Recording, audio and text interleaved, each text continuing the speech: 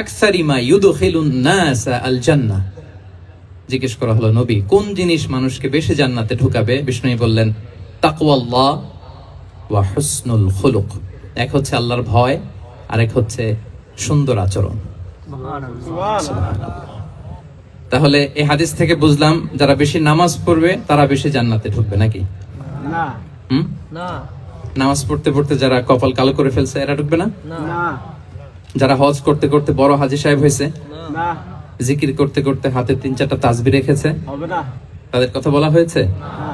এগুলো নিঃসন্দেহে অনেক বড় আমল, কিন্তু সবচাইতে বেশি জান্নাতে প্রবেশ করাবে যে আমল, বিষ্ণু বললেন এক হচ্ছে আল্লাহর ভয়, আরেক হচ্ছে সর্বোত্তম আচরণ। প্রিয় ভাইরা, ইসলামের মেজাজটাকে চিনে নেন, ইসলামের এসেন্সটাকে বুঝে নেন। আমরা ভালো আচরণকে গুরুত্ব দিতে চাই না। অনেক নামাজি লোক দেখবে নামাজ পড়তে পড়তে কপালে কালো দাগ ফেলে দিছে, বাসায় বউয়ের সাথে খারাপ আচরণ করে, খিটখিটে মেজাজের, প্রতিবেশীর সাথে শুধু ঝগড়া, কলিগদের সাথে ঝগড়া, মারামারি, দুঃসম্পর্ক, এরকম আছে না? নাই বলেন, আছে না? কিন্তু নামাজি, অনেক বড় হাজি, একদিনও কোরআন তেলাওয়াত মিস হয় না, তো এত ইবাদত করেও সে ইসলামের আসল এসেন্সটাকে ধরতে পারে নাই। বিষ্ণু বললেন সবচেয়ে বেশি জান্নাতে প্রবেশ করাবে যে দুটি আমল, একটি হচ্ছে তাকওয়াল্লাহ, আল্লাহর ভয়, আরেকটি হচ্ছে উত্তম আচরণ, সর্বোত্তম আচরণ। তা আমরা যেন উত্তম আচরণের অধিকারী হই, আমার স্ত্রীর সাথে যেন ভালো আচরণ করি, প্রতিবেশীর সাথে যেন ভালো আচরণ করি, ছেলে মেয়েদের সাথে যেন আমাদের অ্যাটিটিউডটা ভালো থাকে, আচরণটা ভালো থাকে, কলিগের সাথে যেন ভালো থাকে।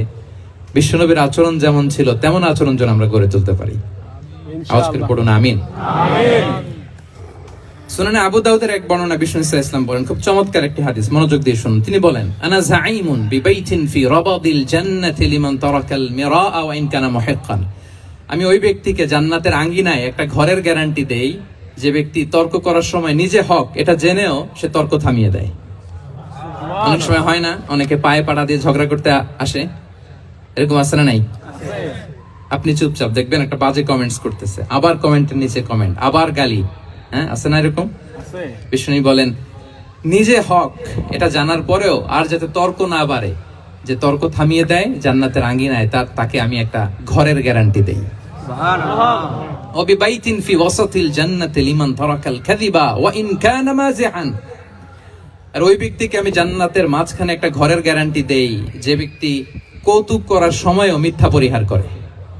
করতেছে কৌতুক, ফান করতেছে আর কি, হি ইজ কিডিং, ফান করে, কৌতুক করে, কিন্তু কৌতুকের সময়ও সে মিথ্যা বলে না। এই স্বভাব যাদের, তাদেরকে আমি জান্নাতের মাঝ বরাবর একটা ঘরের গ্যারান্টি দেই। এরপর বিষ্ণু কি বলে দেখেন, তিনি বলেন ওয়াবিবাইতিন ফি আ'লাল জান্নাতি লিমান হাসানা খুলুকাহ। আর জান্নাতের একেবারে হাইস্ট পিক অফ প্যারাডাইস, জান্নাতের সর্বোচ্চ স্তরে আমি একটা ঘর বা একটা বাসভবনের গ্যারান্টি ওই ব্যক্তিকে দেই যে তার আচরণটা সুন্দর করেছে, যে সুন্দর আচরণের অধিকারী হয়েছে, তাকে জান্নাতের হাইস্ট পিকে আমি একটা বাসভবনের গ্যারান্টি দেই। তাহলে বলেন তো আমাদের আচরণটা সুন্দর করার দরকার আছে না নাই? এটা খুব ছোটখাটো একটা আমল, তাই না? কথা বলেন।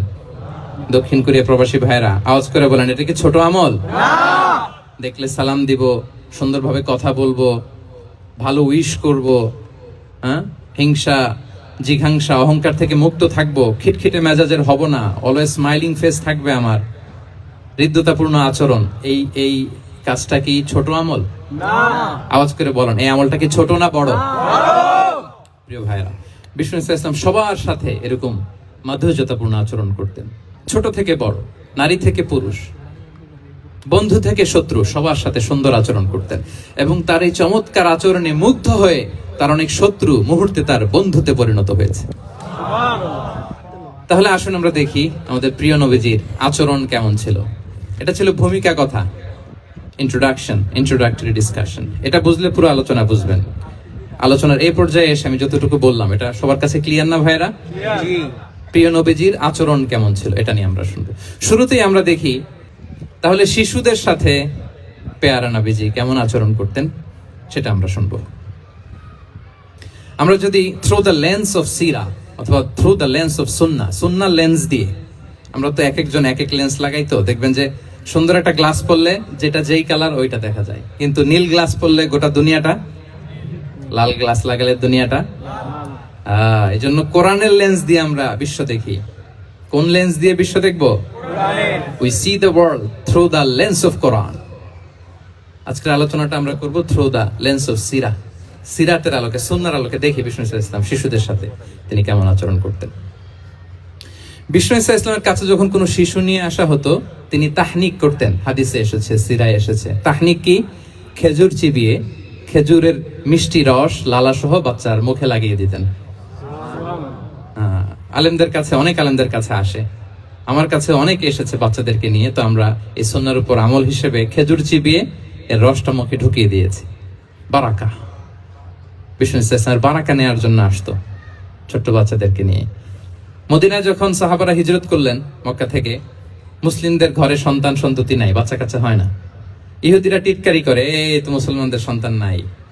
সর্বপ্রথম যেই সন্তান হয়েছে তিনি হচ্ছেন আয়েশা রাদিয়াল্লাহু তাআলা আনহার বড় বোন আসমা বিনতে আবু বকরের ঘর উজাড় করে এক সন্তান এসেছে, পুত্র সন্তান। নাম হচ্ছে আব্দুল্লাহ। কি নাম? আব্দুল্লাহ ইবনে জুবাইর। তো আসমা আব্দুল্লাহকে কোলে নিয়ে বিশ্বনবীর কাছে আসলেন। বিশ্বনবী খেজুর চিবিয়ে ওনার লালা মিশ্রিত রস খেজুর সহ মুখে লাগিয়ে দিলেন। তা আসমা সবসময় গর্ব করে বলতেন যে আমার সন্তানের পাকস্থলীতে সর্বপ্রথম যেটা ঢুকেছে এটা হচ্ছে বিশ্বনবীর লালা মিশ্রিত খেজুরের রস। আল্লাহু আকবার। বাচ্চারা আসলে বিশ্বনবী তাহনিক করতেন এবং এটা ল্যাবরেটরিক্যালি প্রুভড, সায়েন্টিফিক্যালি প্রুভড যে বাচ্চার জন্মের পরে এরকম মিষ্টি দিলে, স্পেশালি ডেটস নির্যাস যদি দেয়া হয়, তাহলে এটা তার ইমিউন সিস্টেম বাড়ায়, রোগ প্রতিরোধ ক্ষমতা বাড়ায়, তার ব্লাড সার্কুলেশন বাড়ায়, রক্ত সঞ্চালন বাড়ায়। বিশ্বনবী এটা করতেন। অনেক মায়েরা বরকতের জন্য বিশ্বনবীর কোলে বাচ্চা দিতেন। অনেক বাচ্চা বিশ্বনবীর কোলেই পেশাব করেছে, হাদিস সাক্ষী। ওখান থেকে মাসালা এসেছে, মেয়ে বাচ্চা পেশাব করলে কিভাবে ক্লিন হবে, ছেলে বাচ্চা পেশাব করলে কিভাবে ক্লিন হবে। বিশ্বনবী কোলে নিয়েছেন, পেশাব করে দিছে ভরায়া। আল্লাহু আকবার। বাচ্চাদের মাথায় তিনি হাত বুলিয়ে দিতেন। যেই বাচ্চার মাথায় বিশ্বনবী হাত বুলাতেন ওই বাচ্চার মাথায় খুব বেশি বেশি চুল গজাতো। সুবহানাল্লাহ বলবেন না? এক ভণ্ড, সেও ছিল নবী দাবিদার, মুসাইলামাতুল কাযযাব। সে নবীকে কপি করত, নবী যা যা করতো তাই করত। তো সেও তার এলাকায় অনেক বাচ্চাদের মাথায় হাত বুলাই দিতে শুরু করলো যে মুহাম্মদ বাচ্চার মাথায় হাত বুলালে বাচ্চার মাথায় চুল বড় হয়, আমিও তাই করব। সে বলতো আমিও নবী। সে বলতো নবুয়ানি সুনলি ওয়ানি সুনলাকি মুহাম্মদ। হে মুহাম্মদ, নবুয়ত তোমার অর্ধেক, আমার অর্ধেক। কি মামুর বাড়ির আবদার দেখছেন? বলে আমারটা আমাকে বুঝিয়ে দাও। তো নবীকে কপি করতো। বিশ্বনবী কুয়ার মধ্যে লোনা পানির কুয়ায় থুতু ফেললে মুহূর্তে লোনা পানির কুয়া মিঠা পানির কুয়ায় পরিণত হতো। এই বদমাসটা যখন কপি করে থুতু মারছে ওদের এলাকার কুয়ায়, ওটা ছিল মিঠা পানি, ওটা মুহূর্তের মধ্যে লোনা পানির কুয়া হয়ে গেছে। তো বিশ্বনবীকে কপি করে সে তার এলাকার নবজাতক বাচ্চাদের মাথায় যখন হাত বুলিয়ে দিতে শুরু করলো, পরবর্তীতে দেখা গেল ওই বাচ্চাগুলো আজীবন ছিল টাক মাথা। চুল বাড়বে তো দূরের কথা, এদের মাথায় চুলই ওঠে নাই। আল্লাহু আকবার। মুজিজাতুন নবী। বিষ্ণু মাথায় হাত বুলিয়ে দিতেন, বাচ্চাদেরকে চুমু খেতেন। আপনারা বাচ্চাদেরকে কোলে নেবেন, আদর করবেন, চুমু খাবেন, বিষ্ণুর সুন্নাহ এটা। বাচ্চাদের সালাম দিতেন। মাঝে মাঝে বাচ্চাদের সাথে মজা করতেন, তাদের সাথে খেলাধুলা করতেন। বাসার সময় পেলে এটা করবেন, ছেলেমেয়েদেরকে নিয়ে খেলতে নেমে যাবেন। শুধু বাচ্চাদের সাথে ফান করতেন এমন না, ভুল দেখলে শুধরে দিতেন। এক ছোট্ট বাচ্চা কোলে বসে খাবারের প্লেট থেকে এখান থেকে ধরে ওখান থেকে ধরে, তাও বাঁ হাতে। বিষ্ণু বললেন, ইয়া গোলাম সাম্মিল্লাহ, বিসমিল্লাহ বলো। কুল বিয়ামিনিক, বাঁ হাতে নয় ডান হাতে খাও। ওয়া কুল মিম্মা ইয়ালিক, আর এদিক সেদিক থেকে নয়, তোমার সামনে যেটা আছে ওইটা খাও। সুবহানাল্লাহ। শুধরে দিতেন। সাদাকার খেজুরের স্তূপ ছিল, যাকাতের খেজুর। হাসান রাদিয়াল্লাহু তাআলা আনহু, বিষ্ণু ইসলামের দৌহিত্র, ছোট্ট মানুষ, হাঁটতে হাঁটতে যে খেজুরের স্তূপের দিকে খেজুর নিয়ে খেলতে যায়, হঠাৎ একটা খেজুর খেতে আরম্ভ করলেন। বিষ্ণু বললেন, কেখ কেখ, থামো থামো, ওয়াক থু থু। আমরা যে বাংলা ওয়াক থু বলি, এটার আরবি হচ্ছে কেখ। এই নানা ভাই, রাখো রাখো রাখো। আলা তাআলাম ইন্না লা নাকুলুস সাদাকা। নানা ভাই, তুমি জানো না আমরা হাশিমি খানদানের, আমরা সাদাকার মাল খেতে পারি না। আঙ্গুল ঢুকিয়ে মুখ থেকে খেজুর বের করে দিলেন। সুবহানাল্লাহ। এভাবে ছোট্ট বাচ্চাদের ভুলগুলো শুধরে দিতেন, কারেকশন করতেন। সুনানে নাসাইতে এসছে, কেন রাসূলুল্লাহ সাল্লাল্লাহু আলাইহি ওয়াসাল্লাম ইয়াজুরুল আনসার, তিনি যখন আনসারীদেরকে ভিজিট করতে যেতেন, ফায়ুসাল্লিমু আলা সিবিয়ানিহিম, আনসারী বাচ্চাদেরকে সালাম দিতেন। আপনারা বাচ্চাদের সালাম দেন তো নাকি? নাকি বাচ্চাদের সালামের জন্য বসে থাকেন? অনেকে মনে করে যে আমি মুরব্বী হাজী সাহেব, 80 বছর বয়স, আমি তো শুধু সালাম পাবো, আমি দিব কেন? এরকম একটা ভুল ধারণা আছে না? সালাম শুধু ছোটরা দিবে, ব্যাপারটা কি এমন না? ছোটরা বড়দের দিবে, বড়রা ছোটদের দিবে, সবাই সবাইকে দিব, ঠিক কিনা বলেন? ইনশাআল্লাহ বলেন সবাই। ওয়ায়ামসাহু বিরুসিহিম, বাচ্চাদের মাথায় হাত বুলিয়ে দিতেন, ওয়ায়াদউ লাহুম, তাদের জন্য দোয়া করতেন। তাহলে বিশ্বনবীর বাচ্চাদের সাথে আচরণ, ডিলিংস, ইন্টারঅ্যাকশন কেমন ছিল বুঝতে পেরেছেন? একবার এক নামাজে ওনার নাতিদেরকে নিয়ে হাজির হলেন, হাসান হুসাইন রাদিয়াল্লাহু আনহুমাকে নিয়ে। তো নামাজের এক সিজদায় বিশ্বনবী এমন লম্বা সময় সিজদায় পড়ে রইলেন, মাথার উঠান না। মুসল্লিরা তো অবাক, সাহাবারা ভাবলেন হায় রে, নবীজি অসুস্থ হয়ে গেলেন নাকি, অথবা ওহী নাজিল হলো নাকি। নামাজ শেষে সাহাবারা জিজ্ঞেস করলেন, ইয়া রাসূলুল্লাহ, আপনি কি অসুস্থ হয়েছেন নাকি ওহী নাজিল হচ্ছিল? এত লম্বা সিজদা দিতে তো কখনো দেখি নাই। বিশ্বনবী বললেন, না না, কুল্লুন যালিকা লাম ইয়াকুন, কোনটাই না, বরং ওয়ালাকিন নাবনি ইরতাহালানি, আমার নানা ভাই হাসান হোসাইন সিজদারত অবস্থায় আমার পিঠের উপরে উঠে বসেছিল। ফাকারিহতু আন উআজ্জিলাহু হাত্তা ইয়াকদিয়া হাজাতা, আমি উঠে গেলে তাদের ডিস্টার্ব হবে, এজন্য সিজদায় পড়েছিলাম। যতক্ষণ তাদের পিঠে উঠে খেলতে মনে চেয়েছে তারা খেলেছে, তারা নেমেছে, তারপরে সিজদা থেকে মাথা উঁচু করে দাঁড়িয়েছি। কি কনসিডারেশন ছিল, কি কনসিডারেট পিপল ছিলেন, সুবহানাল্লাহ বিহামদি। তো আমরা কাঁধে নিয়ে খেলবো তো দূরের কথা, আমরা অনেকে বাচ্চাদেরকে মসজিদে দেখলেই রেগে যাই, আছে না নাই? অনেক মুরব্বীরা আছে মসজিদে বাচ্চা দেখতে পারে না, দেখবেন হ্যাঁ, খিটখিটে মেজাজের হয়ে যায়, রিঅ্যাক্ট করে।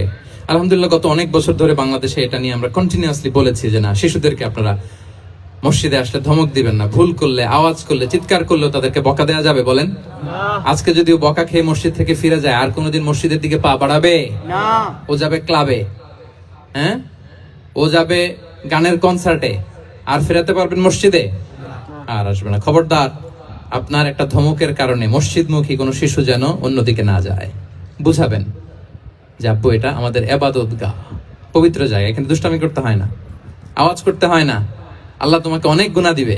গুনার ভয় দেখালে কিন্তু বাচ্চারা আর দুষ্টামি করে না, দেখবেন, ঠিক কিনা বলেন? এই সেন্সটা তাদের আছে, এভাবে বুঝাবেন।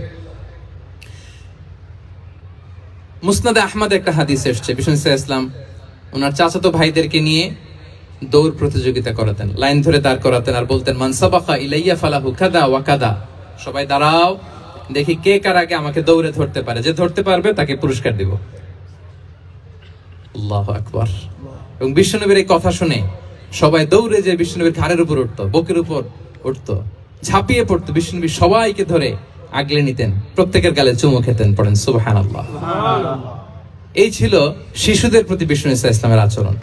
তো আমরা এরকম আচরণ করি কিনা? আমাদের আচরণটা আমাদের বাচ্চা, আমাদের আত্মীয় স্বজনের ছোট ছেলে মেয়ে, আমরা কোথাও শিশুদেরকে যদি দেখি, আমরা তাদের সাথে কিভাবে আচরণ করি, একটু মিলিয়ে নিন কার আচরণ কেমন, এরকম করেন কিনা। আমি আর জিজ্ঞেস করতে চাইলাম না, জাস্ট আস্ক ইউরসেলফ, নিজেকে জিজ্ঞেস করুন যে